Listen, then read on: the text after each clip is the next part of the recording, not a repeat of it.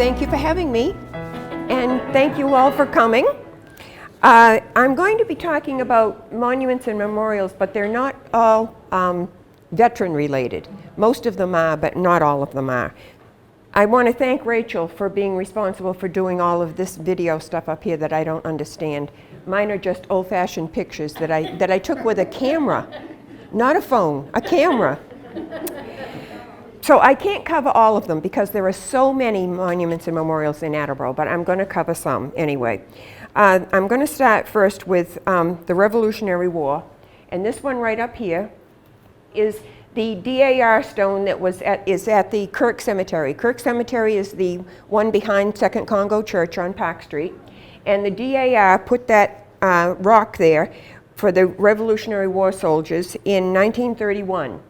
They had already put this one, which is another rock with a beautiful bronze plaque on it, and when you pull in the gates of Capron Park, the main gates on County Street, it's right there on the left. And so both of these were by the DAR for the Revolutionary War soldiers. We sent a lot of people to the Revolutionary War. We had very, very active local militias here, and they all contributed. The DAR also did another, just in case any of you don't know what DAR stands for. I don't know who would not know, but anyway.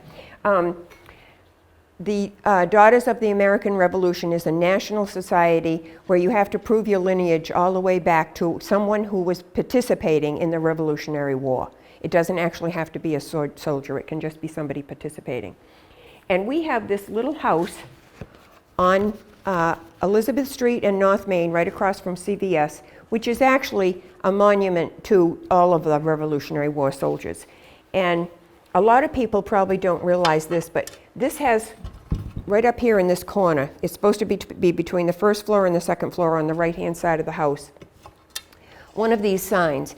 And these signs used to be all over Attleboro. This was a historical commission project during the bicentennial, and we found out all the houses that had had Revolutionary War soldiers live in them that were still standing, and we had these signs put on them. And the year date is the year date of that particular house. But this particular sign with the red and blue stripes indicates that a Revolutionary War soldier lived there. And we had a lot of them when we did it back in 1976. But now a lot of the people have changed hands for the houses, and they've taken them down, or the houses are gone, or whatever. This is one that was on another 1740 house that got demolished, and I took the sign because my house is 1742 and my sign's getting kind of rusty, so I wanted a spare sign. The DAR house, however, has one that says 1723 because that's a very early house. So this third picture here is one that the DAR did, and this is a stone that's at the corner of Clifton Street and West Street. And I don't know, when people go by that, it's very hard to know what it's for or who it was by or whatever. But it was the DAR that put it there, and it has nothing to do with veterans. They hired Jacob Capron, who lived in my house, the town did, to build a meeting house back in 1828. And they paid him $80 to do it. And that included all of the materials. And they used that as the town meeting house because they wanted to have a meeting house that was in the equal distance for everybody to come to the meetings. So that is where the geographical center of Attleboro is when Attleboro and North Attleboro were still all one, right on the corner of Clifton and West Street. So I've seen pictures of this meeting house. Of course, they weren't very good because it was early for pictures. But it looked like a little shed, and they used it for all their town meetings for 60 years. Unbelievable.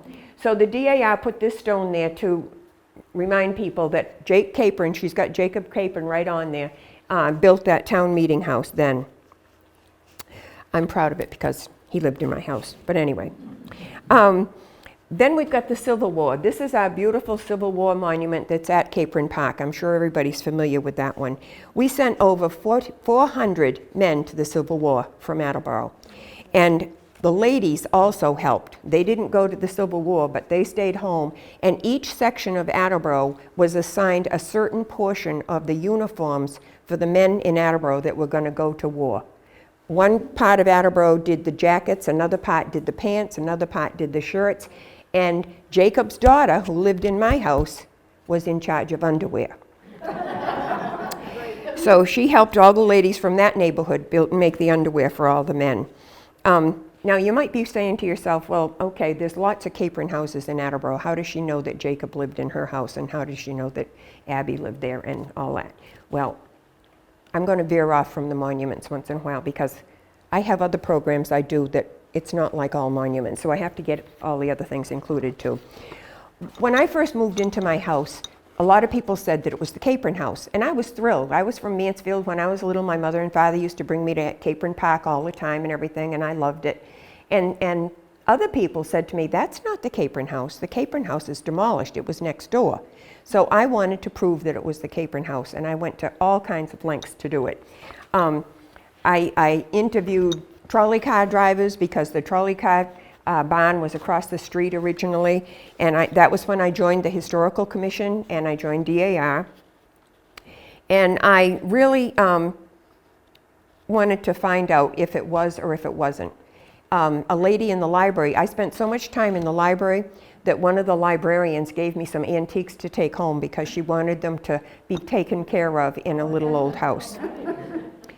So finally, we were very young when we moved into the house, and we had nothing, so we had to do everything on our own, and we did some stupid things. And so one day, the house has 6 fireplaces and 2 bake ovens, and my husband decided that he'd go up in the attic and pull up some floorboards in the attic and go down on top of the bake oven, which if anybody was to do that today, I would freak out.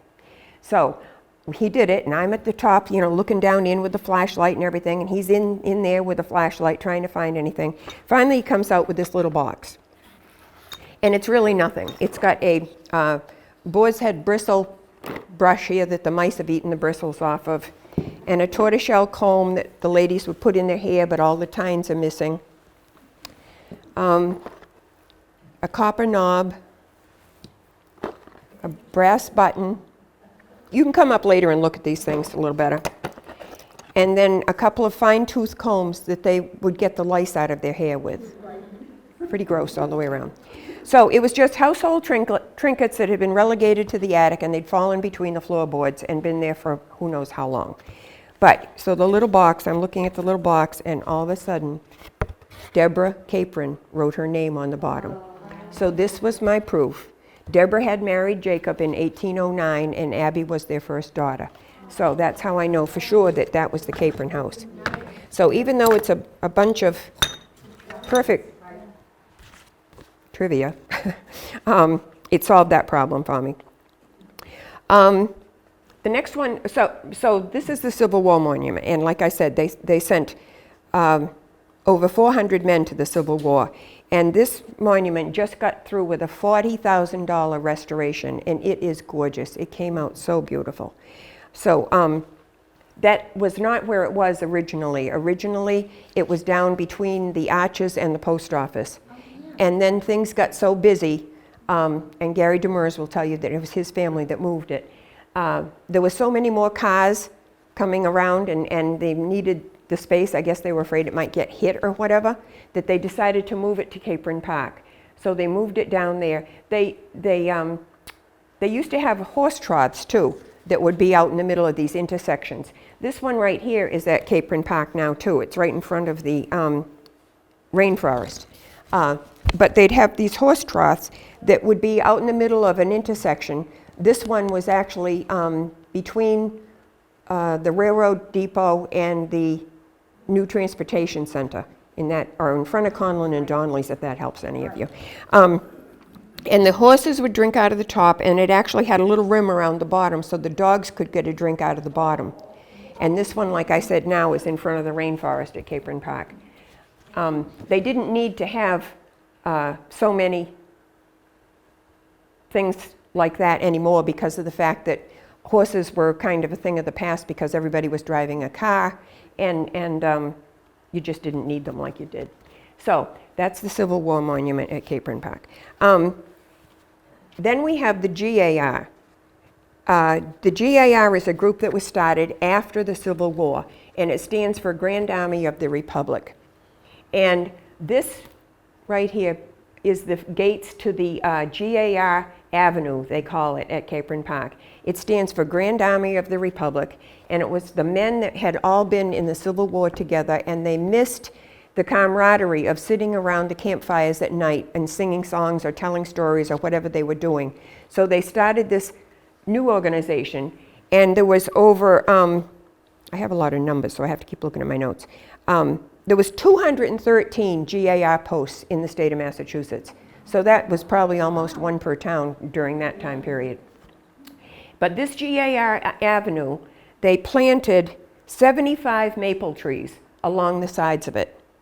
And they put little bronze plaques with the Civil War soldiers' names on them, on the trees. But then the 38 hurricane came along, and it took out a lot of them. And I don't know how many of them are even left now. You wouldn't recognize it as being that way. And the little plaques are gone.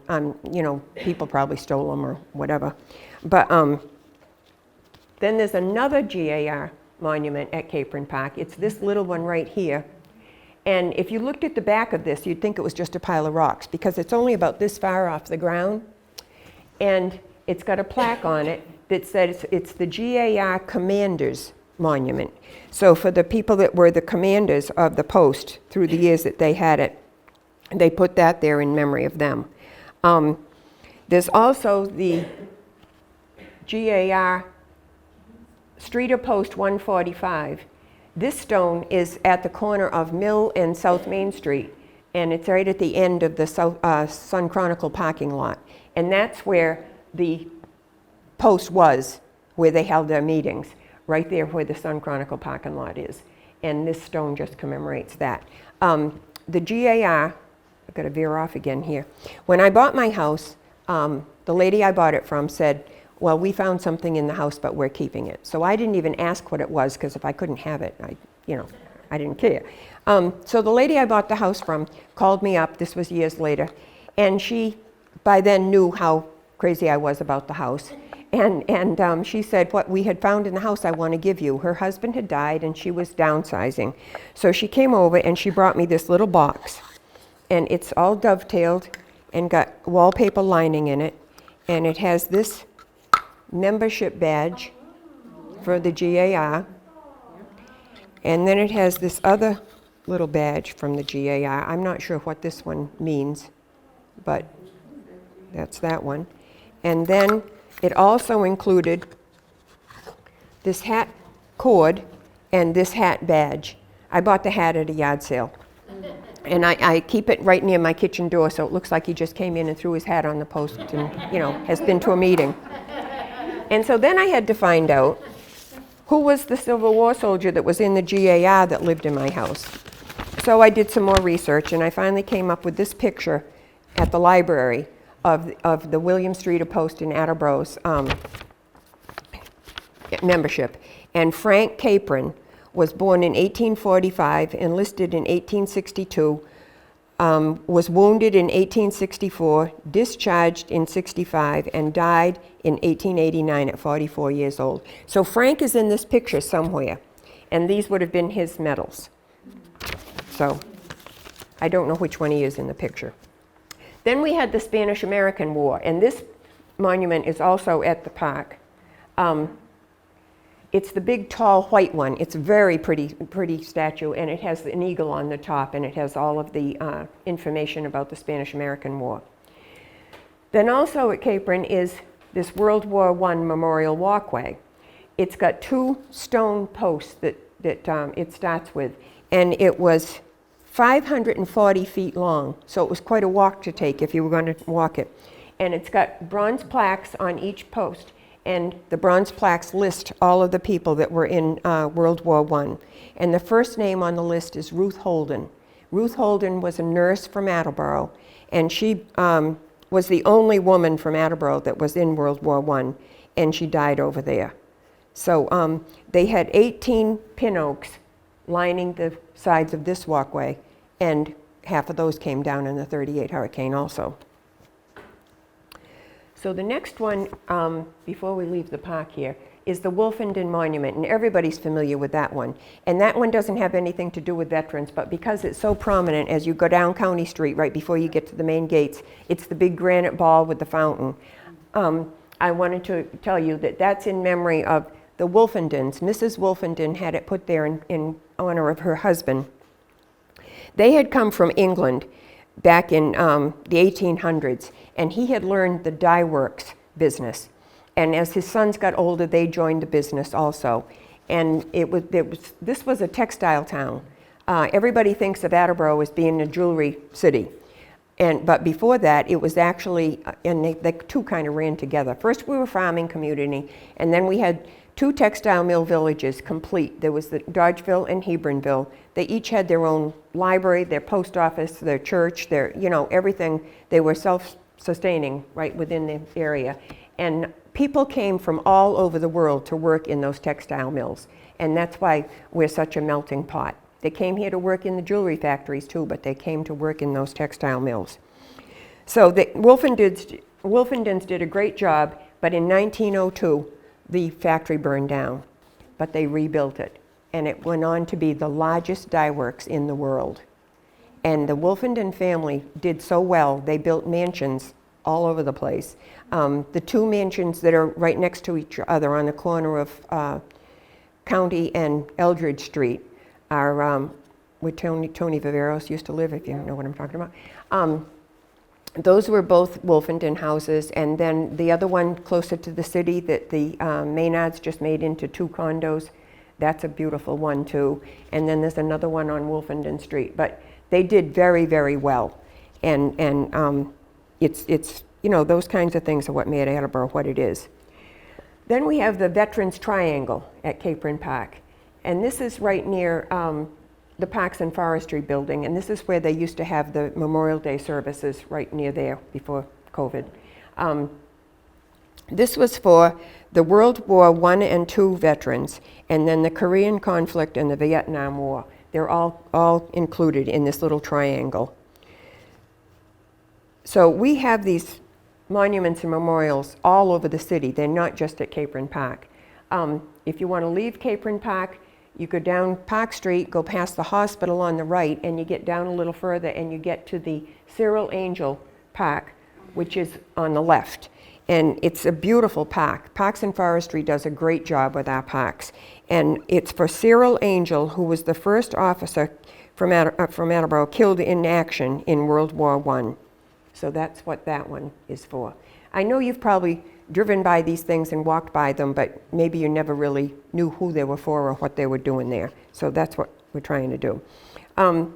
World War I is also represented with the Memorial Bridge right near the Blackington Inn. Florence Hayward Sweet, who was the mother of our first mayor, was responsible for getting this fancy bridge done in 1937. And again, the World War I people's names are all on these plaques, and Ruth Holden's is the first name on there. I have to admit I always thought Gilbert Perry was one person. It's not, it's 2 people. Jerome Gilbert and Joseph Perry. This one is right out between the arches and the post office, right there in that little parking lot. And the garden club takes care of the flowers there. It always looks very nice. So Jerome Gilbert and Joseph Perry both lost their lives in World War I. So that's for them.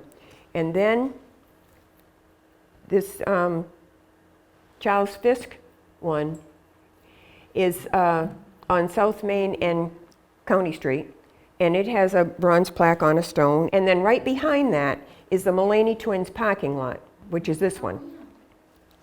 The Mullaney Twins, I love their names. This is so cute. They were twins, and they were named Harry Lewis Mullaney and Lewis Harry Mullaney.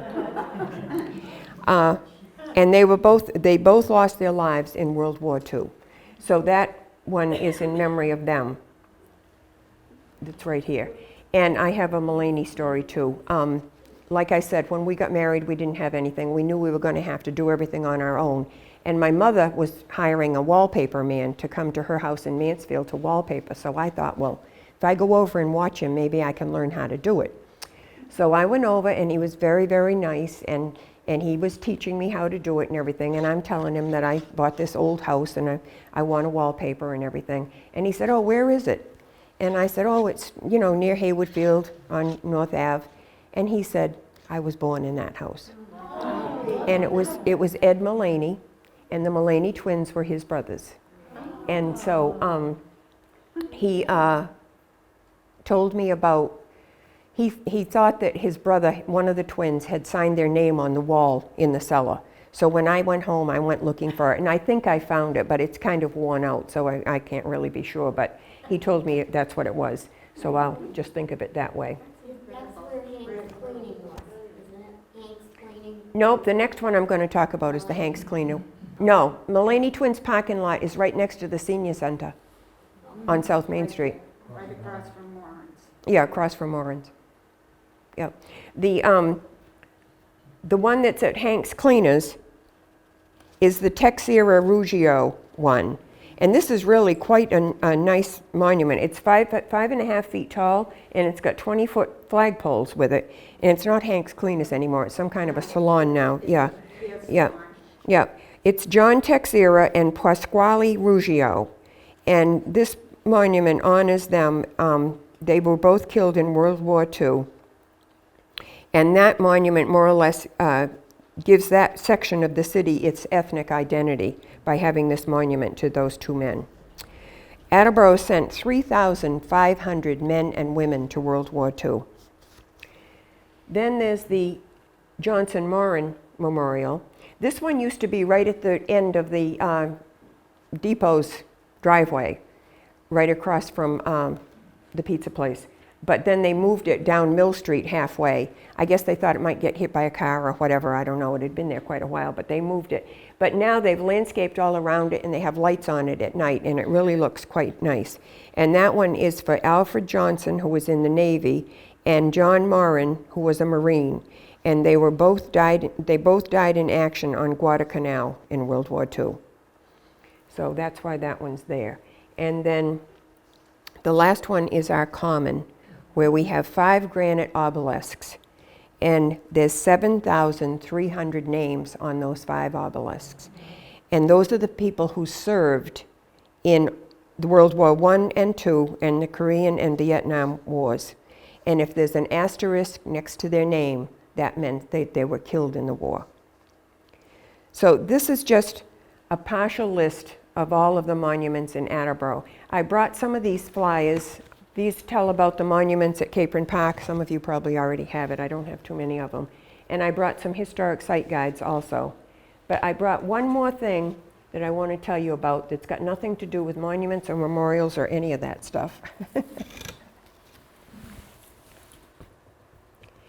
Last year, when COVID was really bad and everything, I picked up the commission mail, and there was a big brown envelope in it.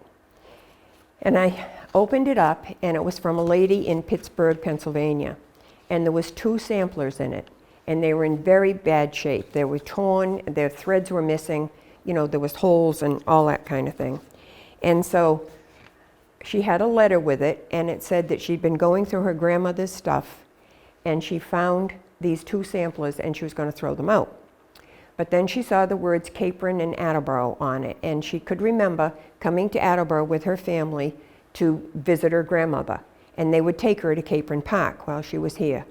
So she decided to send them back to Attleboro, and she told me I could do whatever I wanted to with them. Well, I started looking at them. This throws me every time. And I couldn't believe it. These 2 samplers were made by Horatia Capron and Abby Capron, who were the daughters of Deborah and Jacob, in my house in 1820. 200 years later, these samplers, I've got goosebumps. 200 years later, these samplers came back to the house where they were made. Just unbelievable. Yeah. So I patched them up a little bit and framed them. I've got acid-free matting on the back and, all that kind of stuff you're supposed to do. And I don't hang them where the sun shines. And and everything. But I just love to share that. So it's got nothing to do with monuments and memorials. Although it's a memorial to my Capron house, I guess. Yeah. Okay, that works.